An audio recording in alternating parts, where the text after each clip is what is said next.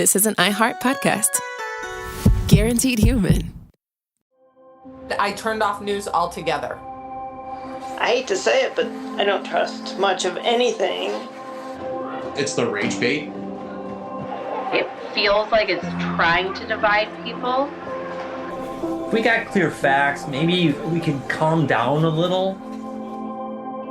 NBC News brings you clear reporting. Let's meet at the facts. Let's move forward from there. NBC News, reporting for America. In business, there's no room for guesswork. Every shipment matters. Every deadline counts. When you're trying to keep operations running smoothly, the last thing you need is uncertainty. That's why reliability is at the core of USPS Ground Advantage. Each package moves through a secure, nationwide network tracked from dock to door with affordable, upfront pricing and delivery you can depend on. Because knowing your logistics are handled lets you focus on everything else. Visit USPS.com/Ground Advantage to start shipping with confidence. USPS Ground Advantage. When Kohler, global design leader in luxurious kitchen and bath products, asked me to be their ambassador for timeless, elegant, durable cast iron, I said, I'm in. Soon after, I was in their Kohler, Wisconsin foundry, watching molten iron poured, enamel applied by hand, and the beautiful finished pieces ready to ship. Since 1883, Kohler cast iron has been crafted by incredible artisans, and seeing it firsthand gave me a whole new appreciation for their craftsmanship.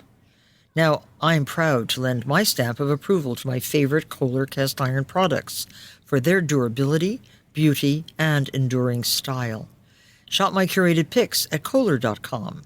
As the Kohler cast iron ambassador, I say, long live cast iron. Hey everybody, it's my turn now. It's Josh. And for this episode on our Stuff You Should Know 12 Days of Christmas Toys playlist, we're talking about Cabbage Patch Kids, one of the all-time top contenders for a must-have Christmas toy. I had one. His name was Weber Dino, and he was very great. We had very fun times together, important times. At any rate, whether you had a Cabbage Patch Kid or not, I think you're going to enjoy this episode. So turn up your cocoa, throw some marshmallows in there, and enjoy this app.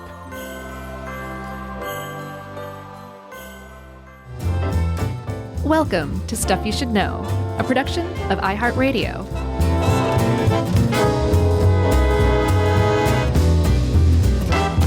Hey, and welcome to the podcast. I'm Josh Malcolm Clark. There's Charles Wayne Bryant.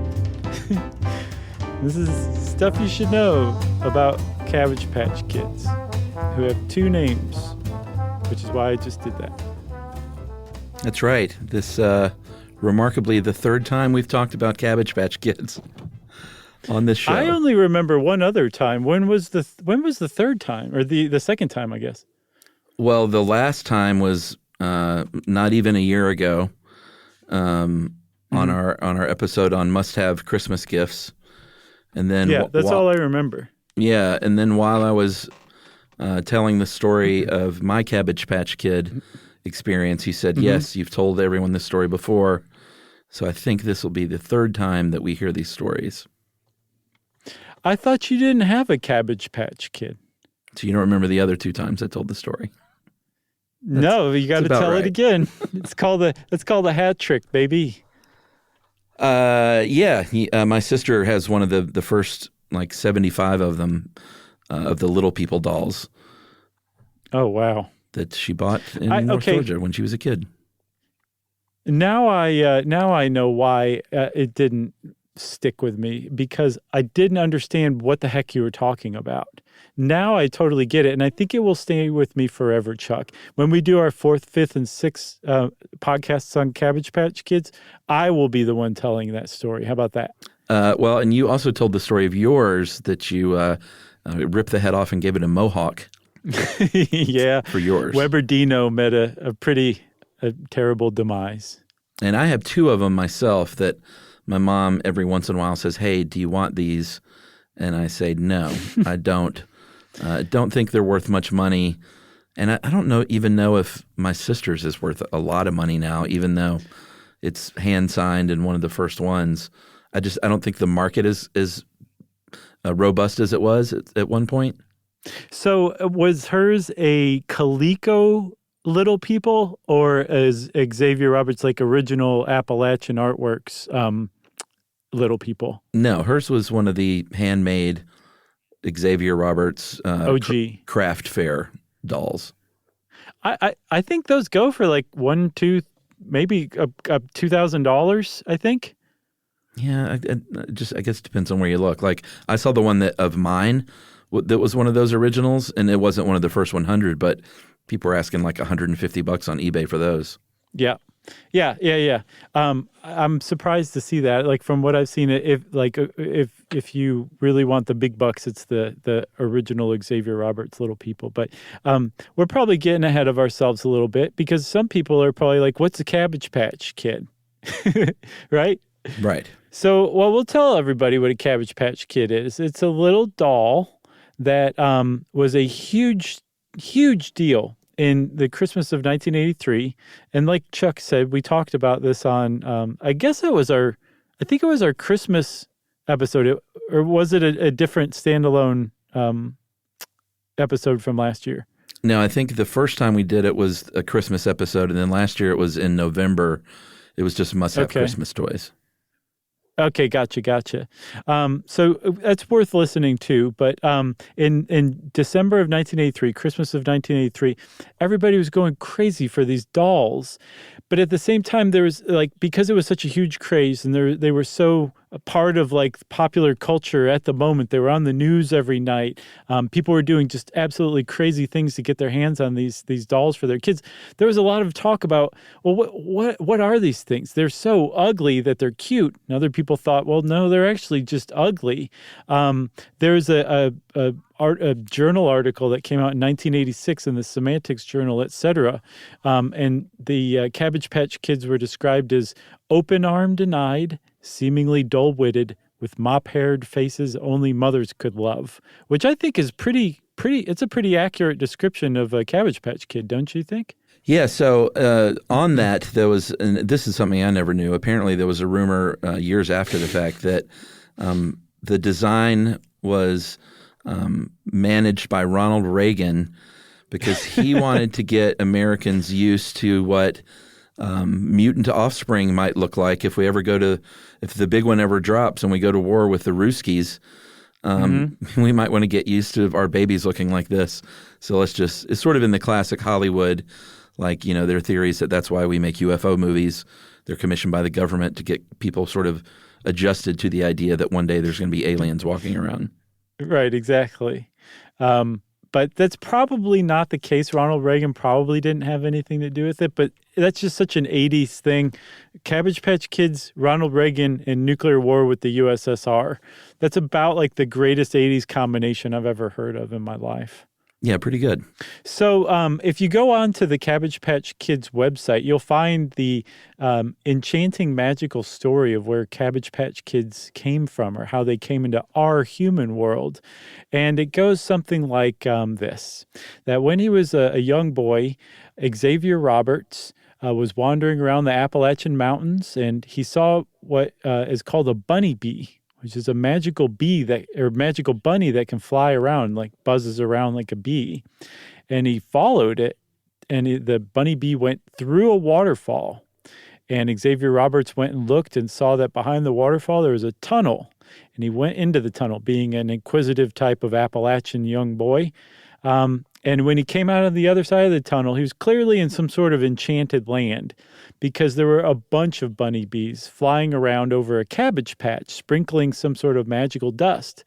And Xavier noticed that when the dust hit the cabbage would start to move, and a little baby would be born from it, a Cabbage Patch Kid. And one of those kids, a kid named Otis Lee, came up to Xavier and said, "Hey, will you take me and all of my friends over to your human world and help us find homes?" And so Xavier Roberts agreed, and he founded Babyland General Hospital for the purpose of adopting out Cabbage Patch Kids, and that's where it all came from. That's right. Babyland General right here in Cleveland, Georgia, and I just so happened to have driven by there but 2 days ago. Went up. Oh, yeah? Yeah, we went on a waterfall hike. The family did on Sunday. And did you see a bunny bee? We didn't see a bunny bee, but we drove right by Babyland General, and Emily was like, "Did you know that was there?" I was like, "Yeah, I've been there." So, of course I knew it was there. But that's where Xavier Roberts went to college. He went to college at Truett McConnell there in Cleveland, so that was the connection. Right. Yeah, if you want to kind of take it down a notch as far as magical enchantment goes, the official story is that Xavier Roberts, while he was at Truett McConnell, while he was studying art there, he came across a German fabric sculpture technique from the 19th century called needle molding. And if you've ever seen, you know that really famous tomato pincushion, Chuck, from the 70s? Mm-hmm. So you know how like the creases in the top of the tomato are made by like taut thread pulled through together to kind of create that molded look? Mm-hmm. That, from what I can tell, is a form of needle molding. But somehow Xavier Roberts was like, I really like sculpture, and this is a form of soft sculpture. I also like quilting, and this kind of has to do with quilting. I'm going to get into this, and I'm going to figure out how to make baby dolls using this needle molding technique. And he did just that starting in 1977. Yeah, and for those of you that want to throw your car into a ditch right now because you're screaming about the story, because you know the true story, just put a pin in it. We're going to get around to it. That was very merciful of you, Chuck. Yeah, I didn't want people to think that we didn't know. But in 1977, Xavier Roberts, who sort of looked like a shorter-haired Kenny Rogers type, wore a cowboy hat and had this beard, and he developed these. They were, like you said, soft sculpture, but they were dolls called Little People. And here was the sort of hitch that really drove kids wild, is that they were not dolls that you buy. They were little people that you adopt. Mm-hmm. So you got adoption birth certificates. It was a brilliant idea that he had. Put a pin in it. Right. And he sold these things, Little People originals. He went to arts and craft shows. He sold them. We bought ours at Unicoi Lodge at Unicoi State Park in a gift shop there. So that was the kind of place that would carry this kind of stuff. They were about $40, and I remember distinctly that my father could not imagine paying $40 for a doll. And I think we even left without little Chuck, and he went back because he felt so bad about how crestfallen my sister was, and bought the doll later on for a Christmas gift or something, if my memory serves me. But it was a lot of money. $40 is a lot of money for a doll back then. Yeah, it was probably getting pretty close to $100. And I mean, who goes to Unicoi State Park's gift shop and expects to drop $100 on a piece of folk art that's really just a baby doll? You know, I can kind of see your dad's. He thought he was going to have to get a Michelle miniature license plate for $250. Sure, exactly. And when you go on with an expectation like that, and you are faced with $100 soft sculpture payment that you have to make, that's a big shock. And sometimes somebody needs to get in their car and drive home and think about it before they can accept that. That's right. So that, like you said, that's exactly the kind of place you would have bought this. You could have also found them at like craft fairs or something. And in fact, Xavier Roberts won first place at the Osceola Art Show in Kissimmee, Florida, for Little People that he named Dexter, which is one of the most uncanny, haunting, horrid dolls you'll ever see in your life. But it helped kind of generate some buzz. And at that point, he was like, you know what, things are kind of going well. People are paying $40 for to adopt one of these little people. I'm winning first place prizes. I'm going to get together some friends. And he founded what's known as Original Appalachian Artworks. And they are the ones that actually opened up Babyland General. They took an old medical center in Cleveland, which is super creepy, that they took an abandoned hospital and opened it it's basically like a doll store. Really creepy if you step back and just look at the contours of the whole thing. But it was a smash hit. No, it didn't. I'm just saying, if you just look at the words on paper and you put it like that, it does seem very creepy. When you think hospital, it was like a little house. It was the opposite of creepy. Like, it was delightful. And I guess it still is, because I mean, it's still in operation today, but people would show up, and like, there were like the people who worked there were dressed up as nurses and doctors, and they would help the babies be born from cabbages. Then they would be incubated. There were preemies that were born. Like, it was a big deal operation to take this idea of that you were adopting a Cabbage Patch Kid rather than buying a doll, and then like adding that whole extra dimension to it of going to Babyland General to do it, really helped generate a lot of buzz for these things. Yeah, and I should say that my sister's doll, Chuck, they come with their name. She didn't name it after me. But Chuck had, if you see the early versions of these things, like you said, it was kind of horrific looking. They weren't the cutest dolls at all. Chuck had a very crooked hairline. Like it looked like it was made by someone who didn't fully know what they were doing. His little yarn hairline was like a good 3 inches higher on one side of his forehead than the other, which, again, further, my dad did not see the charm in this. He was like, it's not even made well, and I got to pay $40 for these things. But supposedly, with the preemies, Xavier Roberts is given some credit to just raising awareness for premature babies, because the preemies in Cabbage Patch Land were so cute. They also had C-sections, cabbage sections. And by the time 1980 rolls around, he's selling a pretty good amount of these things, but it really explodes in popular culture from sort of the early 80s. He was featured on the TV show Real People, which I watched a lot as a kid, made Newsweek, made the Wall Street Journal. And so the press is starting to kind of come around, and these things are just getting more and more popular at this point. Yeah, a lot of those stories just kind of focused on people who were paying a lot more than the original retail price to start collecting these dolls. So there's like a whole underground cult market that was developing around these little people. And it became very apparent that Xavier Roberts was not going to be able to keep up with supply, so he started looking for some help. And he found it in 1982. And we will talk all about that partnership made in heaven starting after these messages.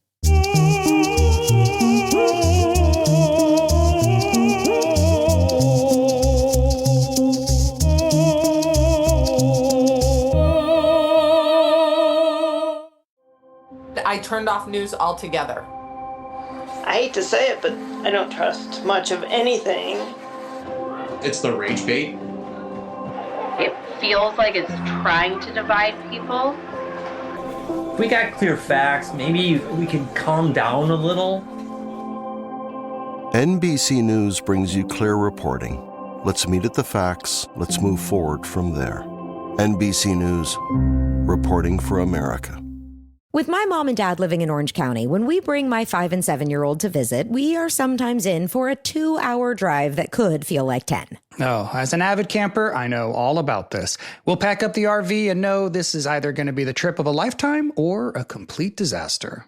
Which is why we load up the iPads with Lingo Kids before we even pull out of the driveway. It's what dreams are made of. Lingo Kids keeps kids engaged and quiet with over 4,000 interactive games, songs, and shows that kids simply cannot get enough of. You can pack whatever you think you'll need, but Lingo Kids is the only entertainment you'll need for a stress-free car ride. Or really, any ride. Plane, train, hovercraft, whatever. Download Lingo Kids for free today. Or unlock even more amazing content with Lingo Kids Plus. Choose the yearly plan and save up to 60%. Search Lingo Kids in the App Store or Google Play. Lingo Kids, everything kids love. Professional wrestling fans, the action continues every week. Watch TNA Thursday Night Impact every week on AMC. It is like electricity flowing through your veins. Don't miss the adrenaline, the drama, and the total non-stop action. No one can ever be as good as this right here. Don't miss the action of TNA Thursday Night Impact every week on AMC. For showtimes and more information, visit TNAWrestling.com.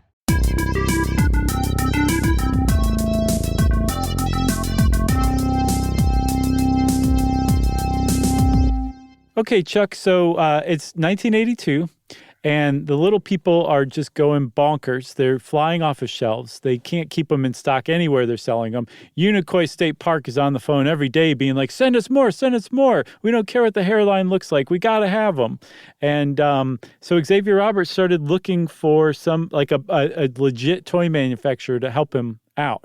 And he found it in Coleco, who had made a name, I guess, around the same time as, or maybe a little bit before this, year before maybe, as the people who came out with Pac-Man.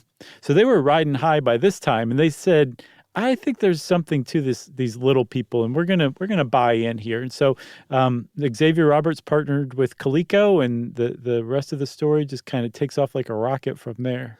Yeah, so this was in 1982, and at first Coleco said, you know what, we're going to keep calling them Little People.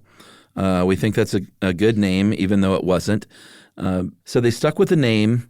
They figured out the best way to mass produce these things was to get rid of that hand-sewn head. That was a real problem. That's what took the most time. Sure. It's also, frankly, what gave those early dolls all the personality. A lot of that was lost when they went to the plastic heads, but they did keep the cloth bodies. They machine-produced these vinyl heads. They sized the doll down a little bit to about 16 inches. The initial dolls were pretty big. They varied in size, obviously, depending on how old they were when you adopted them. But they were large. Like Chuck was a big doll. The two I have are big dolls. Yeah, they were like the size where if they were possessed by a demon and came alive, they could smother you. Like you'd be in big trouble if they came alive while you were asleep. Yes, big time. But sizing them down made a big difference because then you could just box them up, get more shelf space that way. Sure. And they were smart early on, too, to realize that kids wanted a lot of variety. They wanted different ethnicities. They wanted different skin color, different shapes. They wanted some with freckles, some with dimples, obviously different eye color and hair color and stuff like that. And that was one of the big selling points is it wasn't just this samesies mass-produced doll that right. Every kid could have the same one. Every kid wanted a different version. Yeah, because, I mean, that was the part of the whole marketing, that you were adopting your own individual kid, your own Cabbage Patch Kid who had his or her own name, his or her own, like, specific birth date. He or she was a unique little baby that you were adopting. So the idea that you could take different head molds and different facial features and different types of hair, and you had like a few different from each category, you suddenly had like millions of combinations that you could randomly put together. It continued that uniqueness that was like part of the brand from the beginning. And like you said, was like part of like the big thing that like made this craze so huge, you know? They were very smart to identify that as a big part of the marketing and then figure out a way to carry it on while also mass producing these things. It was pretty clever on Coleco's part. Yeah, and it was also clever to change the name. Little People just didn't have legs, basically, in the end. And they thought Cabbage Patch Kids. They were born in the Cabbage Patch. It's and, you know, looking back, it's a pretty brilliant name. Because it ties into being adopted, being born in the little Cabbage Patch, and it was pretty brilliant, I think. It was the kind of name like that you could end up making into a bunch of other things, which they did, and we're going to talk about that. But I don't think Little People quite had the legs to do that. So Coleco also figured out that there was a really good sweet spot that even if you couldn't really afford it, you would still stretch to reach that point. And they started adopting these. The adoption fees for Cabbage Patch Kids came to about $30, which is $78 in today's money.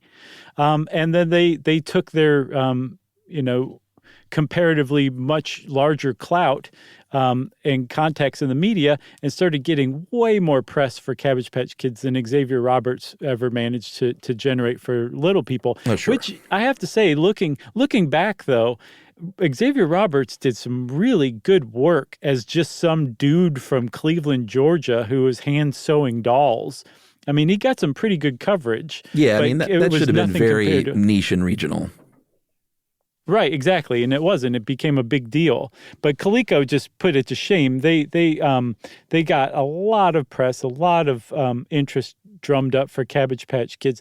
And all of that kind of culminated in a December 12th, 1983 edition of Newsweek, when there was a little girl with her Cabbage Patch Kid on the cover of that edition, just in time for the Christmas buying season. That's right, because every kid in America was reading Newsweek and saying, "Mom, Dad, look, it's on the cover. Right. We have to get one." Yep. And that was at the very quaint time when you would just start Christmas shopping 2 weeks before Christmas rather than 8 months before Christmas. So Coleco, and by the way, just to save listener mails, Coleco did not make Pac-Man. I just want to save you from that fate. Is that right? Yeah, I think it was Namco, if I remember correctly. Oh, man. I mean, they did do video games, but... Okay, well, thanks for saving me. No. There'll be plenty of people that probably sent the email before I even got to this and that want to retract the email, but that's okay.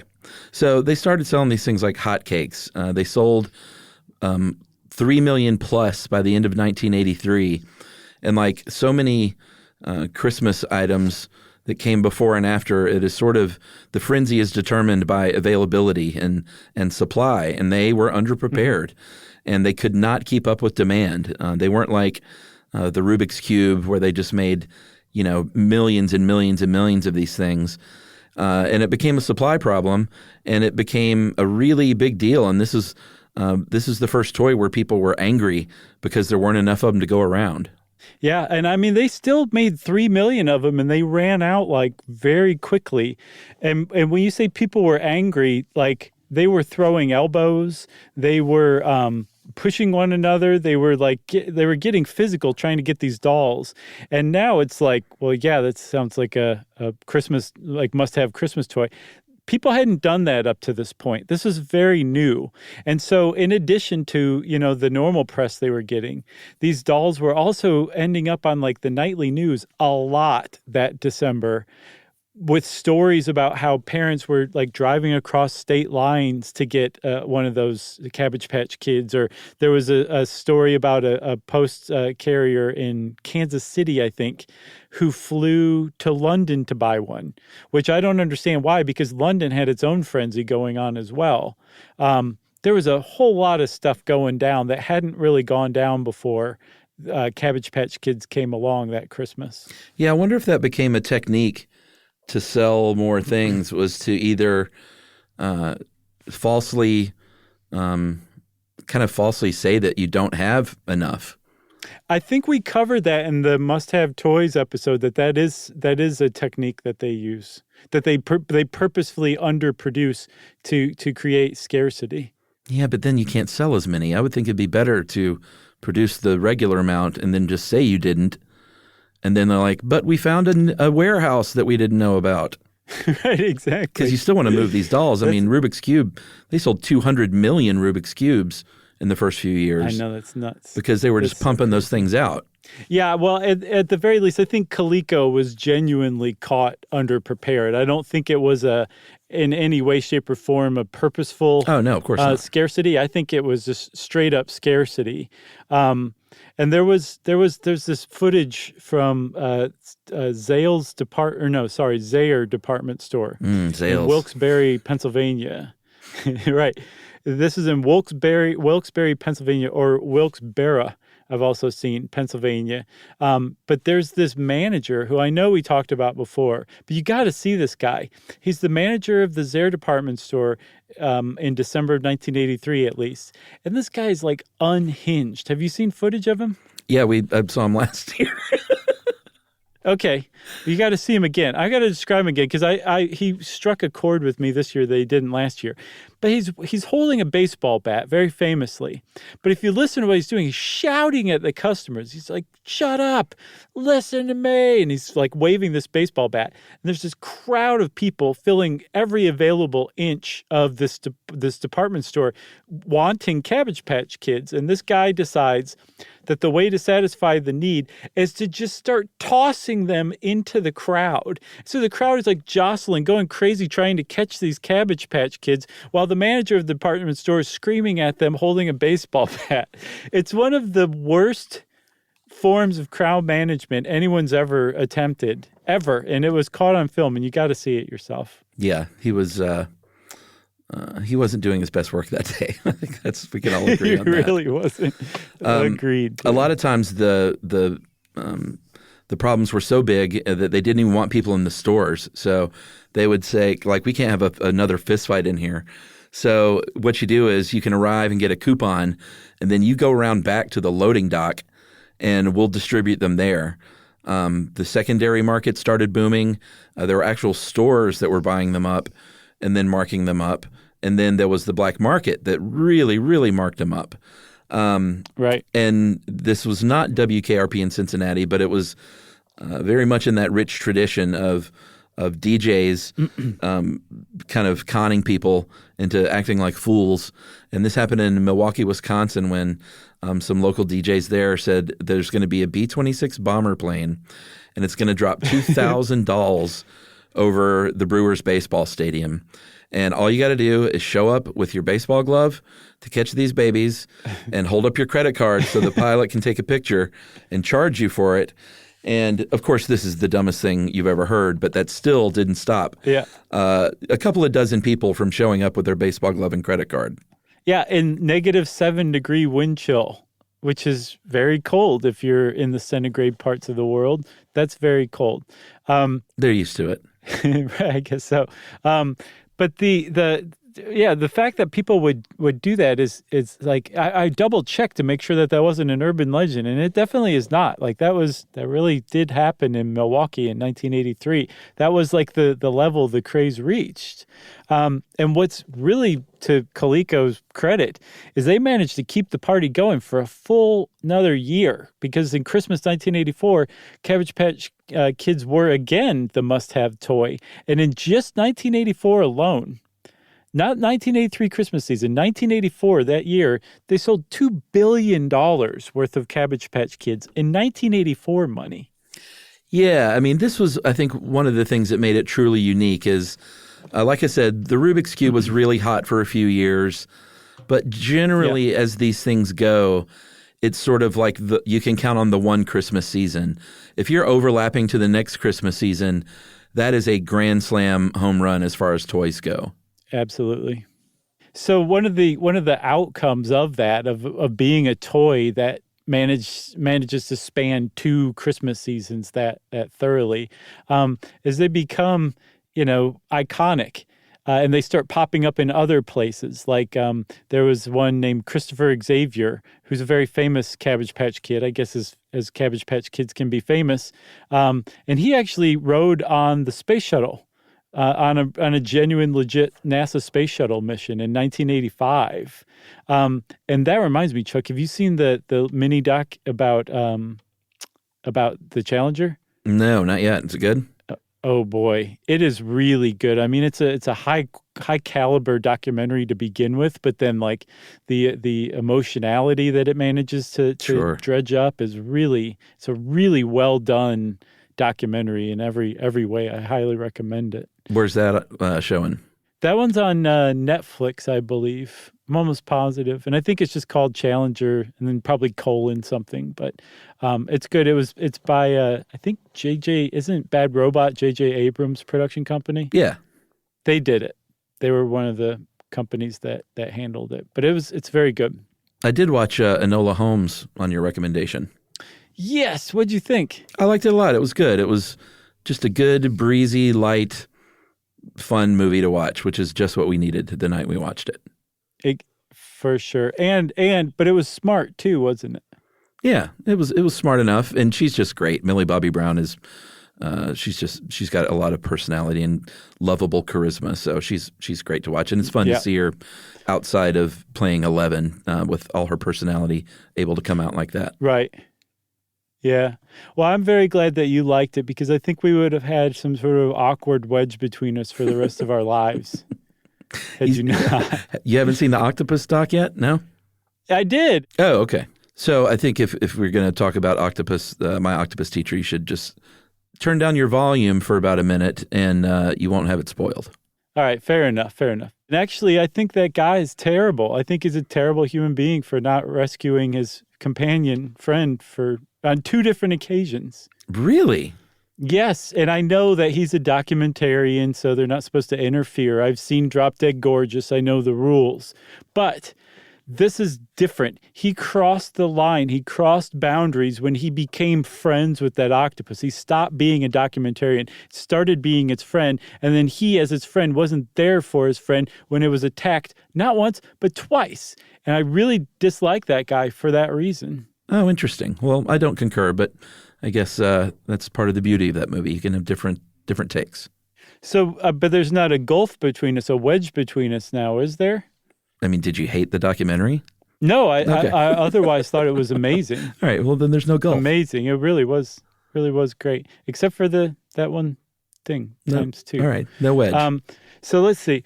Back to Cabbage Patch Kids. There was another kind of landmark they reached in 1992 when they became, I think maybe Christopher Xavier became the official mascot of the U.S. Olympic team and got to go to Barcelona with them. Yeah, I mean, this is pretty impressive. This is 10 plus years after these things were the hot ticket, which is crazy time. They were on a postage stamp. Eventually, of course, though, not his star, there was more than Christopher Xavier, but their collective star was going to fade. Like all toys and all dolls, we've all seen Toy Story. We know what happens in the end. Yeah. It never completely went away, though. Coleco eventually was like, we got to offload these guys. We're going to sell it. We're in the video game industry, like big time. And so we got to... Have you heard of Pac-Man? Well, the video game industry starts tanking, so they're trying to, I guess, recoup some money on their investment. So they sell the Cabbage Patch Kid license. And then, this is not before trying a few things. They tried, like, talking Cabbage Patch Kids and stuff like that. But eventually, they went bankrupt in the 80s. And the license moved on to different people over the years. Mattel, Hasbro... Toys R Us, and then right now it's owned by Play Along Inc., which it just seems like seems like there's a lot of toy companies named weird things like that now. I agree, and I find it unsettling. Like their slogan should be, "We're watching you." It just seems like we talk about those a lot. Like there's still the giants like Hasbro and Mattel, but I feel like when we've done our toy podcast, it seems like the newer ones, they don't have these sort of name brands that you think of as toys. No, I know. They all sound like Russian fronts. It's really weird and unsettling and kind of off-putting. And all the C's are K's. It's really strange. It's very sinister. So yeah, along the lines, like all of these companies were like, we got to figure out a way to capture lightning in a bottle again. A second time. That just doesn't happen. It's hard enough the first time. And so they tried different things. Like you said, Coleco tried that talking one. Didn't work. I think Hasbro had one that swam, which is kind of impressive. Sure. And then Mattel had one that they had to withdraw. It was called Cabbage Patch Snack Time Kids. And they... these things would like eat, like they came with like French fries or something, and you'd put like the French fry in their mouth and they'd start chewing, and the French fry would go down their throat and actually come out the back of their head and fall into their backpack, and then you could feed it to them again, which is great and fine. But if you're a little kid and you get your fingers in there, your hair in there, that Cabbage Patch doll is just going to keep eating, and you're going to start screaming, and your parents are going to be like, I don't want this doll anymore. Give me my money back. Yeah, and these things also declined in quality. I think in the mid-'90s, Mattel shrunk them even more, down to 14 inches, and they were like, forget these cloth bodies even. We're going to make the whole thing vinyl. And people didn't like that at all, and it took, I think, the 20th anniversary in 2003, it took Toys R Us, who took over the rights at that point, to jack these things back up to 18 inches. They had cloth bodies. I think they had an 18-inch and a 20-inch, and then they finally brought back those cloth bodies, which were a big deal, and they debuted them at their flagship store in New York City, and they sort of recaptured the magic a little bit. And it's about this time, and I think a year later is when Play Along licensed it, but it's about this time that people started buying them again a little bit for nostalgia, like kids that grew up with them were now buying them for their kids. And I think, they sold okay. It's nothing like they were at first, but they're still around. No. Yeah, and Play Along Inc., if that is their real name, was very wise to basically recreate the original 1983 style Cabbage Patch Kids. Like, they're basically indistinguishable from the ones that the people who are buying them now for their kids had when they were kids. And it's like you said, it's all nostalgia, and they're doing pretty good trade on it without having to reinvent the wheel. That's right. A little quick stat before we take a break that is remarkable. Over the past 32 years, there have been 130 million of these babies born, which would, if they were real little people, it would make them the 10th most populous country in the world, with one being born every 6.8 seconds. But having said that, we're going to take a little break. And right after this, we are going to tell you the true origin story of the little people.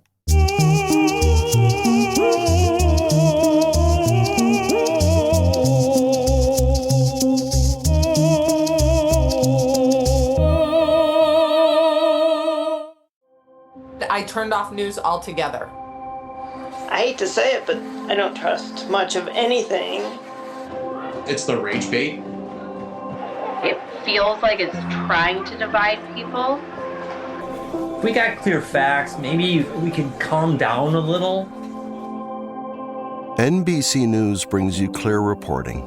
Let's meet at the facts. Let's move forward from there. NBC News, reporting for America.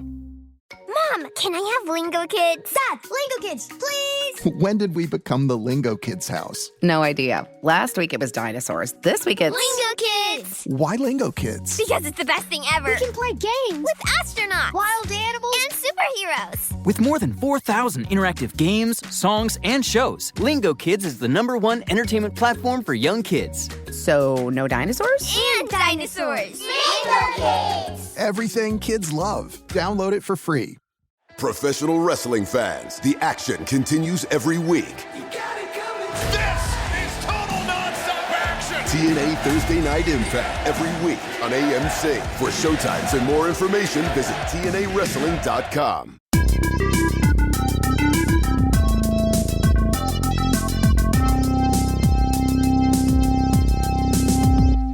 Okay, Chuck, I'm curious. Why did you say true like that?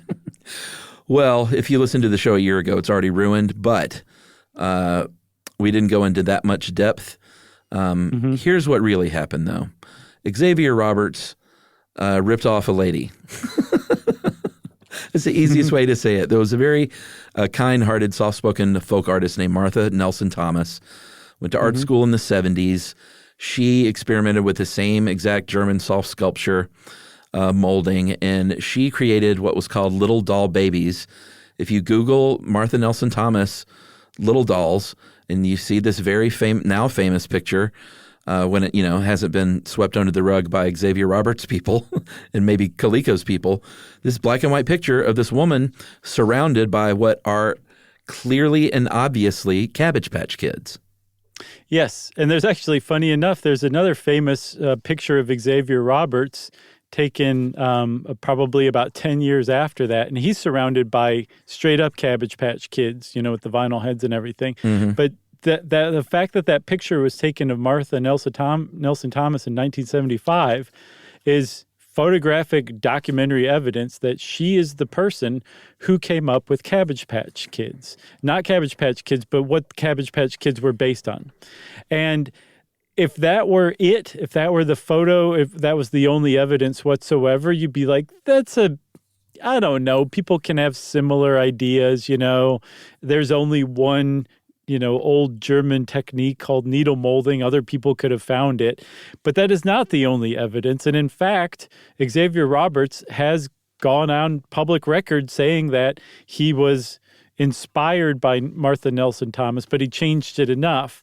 But if you go and look at the actual story and the facts along the way, and there's actually a pretty good 16-minute long Vice documentary on this whole thing, that you will see that it went way beyond him just being inspired by Martha Nelson Thomas's work. And in fact, like you said, he basically ripped her off. Yeah, so he, from what I could tell, and there's a bunch of different sort of versions of this online, but from what I saw, is they actually did have an agreement early on that he would sell these for her. He said, hey, these are great. Can I take some of these to my gift shops and sell them for you? And I think I could sell a lot more than you could. And for a little while, they did have an agreement. But as it turns out, he ended up marking them up and charging too much money. And she wasn't happy about that. She was like, no, these shouldn't cost $40. It's 1978, for God's sake. And that's a doll. And he's like, yeah, but they're... What do you think this is, Unicoi State Park? They're handmade, and, you should put a value on your talents. And they had a disagreement about that, and she said, you know what, forget it. I don't want you to sell these anymore. He follows up with a letter saying, well, you know what, if you don't let me sell your dolls, he basically said, I'm just going to start making my own. And that's exactly what he did. Supposedly, he wrote her a letter, and I don't remember who mentions it in the Vice documentary, but basically they said that in the letter, he said, if I can't sell your dolls, I will sell something just like them. And she apparently was like, whatever, and just went her own way. She was satisfied to have her dolls back and probably thought she was done with the matter. And then supposedly one of her friends said, hey, I saw your little doll babies for sale at the Atlanta airport. Way to go. She said, I'm not selling these at the Atlanta airport. And apparently that's when she knew she had a big problem on her hands and found out that Xavier Roberts had come up with the Little People dolls that were just the spitting image of her little doll babies. Yeah, so she filed a lawsuit that went on for years. I think by the time they were selling out in stores in 1983, she was about 7 years into this lawsuit. And for her, it wasn't she asked for, I think, $1 million. But she said it wasn't about the money. She was like, I don't want to see this as a commodity, and I don't want to be ripped off, and I don't want this guy to come along and basically not have the same respect for these little dolls that I had. And if you look at the court case, you think, open and shut. She's got this picture from 75. They had a prior relationship. Yeah. She's got this letter that says, where he basically says he's going to rip her off.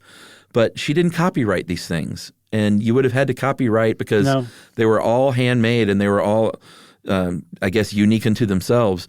You would have had to copyright and sign or stamp each doll. And she didn't want to do that. And he had no problem doing it. Ours, little Chuck, has an Xavier Roberts hand signature on his butt if you pull down his little corduroy shorts. Yeah, it's one of the famous things about Cabbage Patch Kids, aside from their distinctive faces, is that each one of them has Xavier Roberts' signature stamped onto its butt.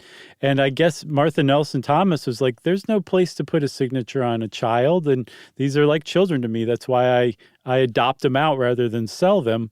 So I'm not going to sign this. I'm not going to copyright them. And that basically, you would think it would have sunk her case. And after almost 8 years... Xavier Roberts finally said, okay, fine, let's settle this. I suspect it had to do with he sold out at some point in the 80s. He sold his portion. And I would guess he probably needed that court case to go away to finalize that sale. And for whatever the reason, in 1985, he was suddenly ready to settle. And they settled for an undisclosed sum that apparently Martha Nelson Thomas was satisfied with. Yeah, and he also said, and hey, lady, you say you can't copyright these things. You can sign it right next to their little butthole. Right.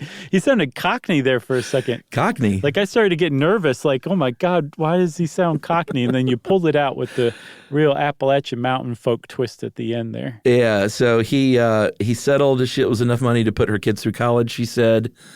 It's still sort of a sad story to me that, that this, man came along and ripped off this lady's design. And then later on complained that he was getting ripped off. He complained about knockoffs and said, my point is not take my product to my creation and tarnish it.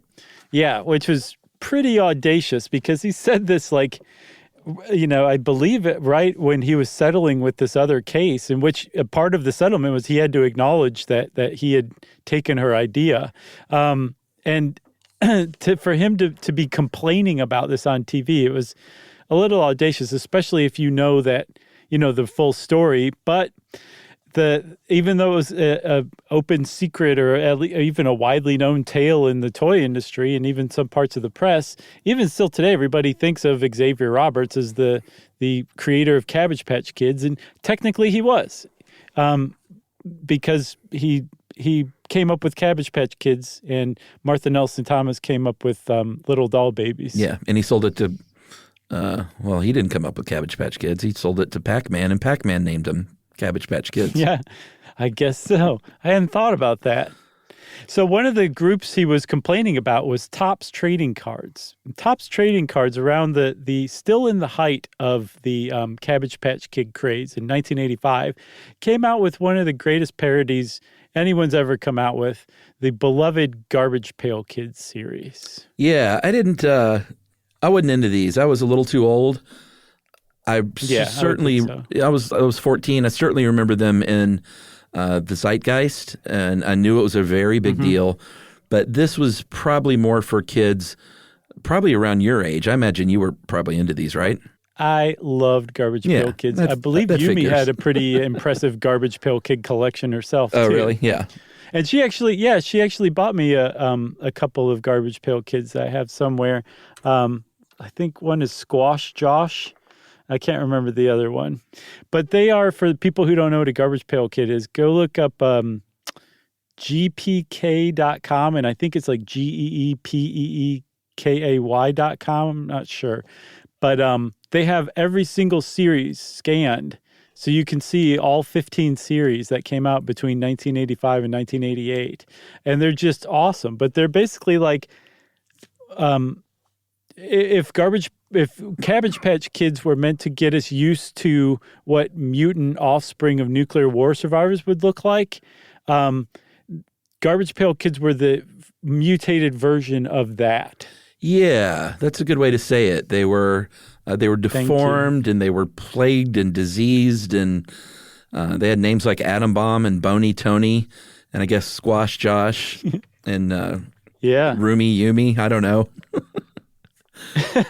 No, they didn't have names for everyone, but it was a big deal. They sold a ton of them, and Xavier Roberts was not happy with this, and I think ended up in the lawsuit being successful in getting them just to change enough to where it didn't look like it was officially tied to the Cabbage Patch Kids. Yeah, like they had the cat, where how it says like on the box for the Cabbage Patch Kid, it's like in a banner, kind of like semicircle banner.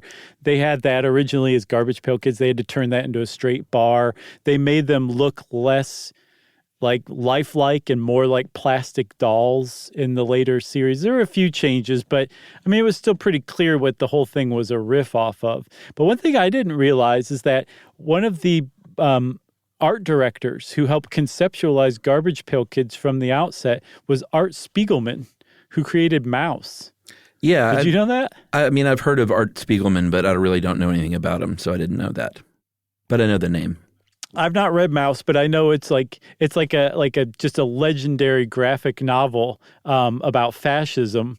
But that guy helped create Garbage Pail Kids just a couple of years before he created Mouse. Amazing. And there was a bad TV show that eventually only aired in Europe. There was a bad movie that is pretty legendarily bad, but it was a big deal, though. They sold a ton of them. They didn't quite have the spinoff power of the CPKs, but the GPKs did okay for themselves. Yeah, I mean, like that really goes to show you just how big Cabbage Patch Kids were, that it could sustain a cottage industry for a parody even. That's how big Cabbage Patch Kids were in the 80s. So hats off to Cabbage Patch Kids. I can't wait to talk about them again next year in another episode. It'll be great. We'll figure it out. We'll spend 2021 figuring out how to do that, Chuck. And in the meantime, everybody, since we're thinking about how to talk about Cabbage Patch Kids some more, it's time for listener mail. That's right. Before we do listener mail real quick, I just want to give a shout out to the Budge family. Not really going to get into what's going on with them, but just want them to know that we're thinking about them and sending them lots of love and support over the internet airwaves. But this email is called, I know, I'm going to call it The Beeve. This is about beavers again. And it starts out as, this is seriously not a please read me on the air email. And that's a pretty good way to get on the air, by the way. Thanks for the amazing show. Been a listener since they were a paltry 20 minutes. Love everyone. You keep me company while walking, driving, cleaning, cooking, and providing an endless source of interesting topics for my English students in Spain. I kind of think Chuck is my podcast soulmate, as we grow up in much the same circumstances around the same age. We have very similar cultural outlook on different things. I do have a small difference of opinion, though. Your Bigfoot podcast was great. And I was happy to hear you say the possibility exists. Did we say that? I guess yeah, we did. I think we were. I don't know if it was we so much as you. Yeah, maybe so. But a while back I'm you were just teasing. I think it was we. You were adamant that Nessie does not exist. Buddy, show Nessie some love. Wouldn't it be amazing if she did exist? So she has her fingers crossed on that. But the real reason she wrote in is she listened to the Beaver episode and came across Beav the beaver. So just get online and Google Beav. It was this beaver that was found, I think, abandoned by its parents and then adopted as a young baby and then raised for a while to eventually be put in maybe a wildlife center or something. But the long and short of it is Beav makes dams in their house. So there are all these pretty cute videos of Beav dragging stuff into this one specific doorway that Beav is trying to dam up, and like dragging a shoe rack, pillows, tissue boxes, like anything Beav can get a hold of in his little paws and teeth, he'll drag over to this doorway and try and dam up. And it's really one of the cutest, funniest things I've ever seen. Yeah, it is very cute because he looks like, should this go here or maybe a little bit to the left? Okay, that's all right there. Or like when he brought the pillow over, he's like, oh, this is very useful. I can just squish this into place. It was very cute to watch him do that. It is amazing. And that email, by the way, is from Carrie Keeley. Thanks, Carrie. That was a great email. And yes, way to get it on the air by saying it's not meant to be on the air. We fall for stuff like that all the time. And if you want to try to make us fall for something, have at us. You can send us an email to stuffpodcast@iheartradio.com. Stuff You Should Know is a production of iHeartRadio. For more podcasts from iHeartRadio, visit the iHeartRadio app, Apple Podcasts, or wherever you listen to your favorite shows.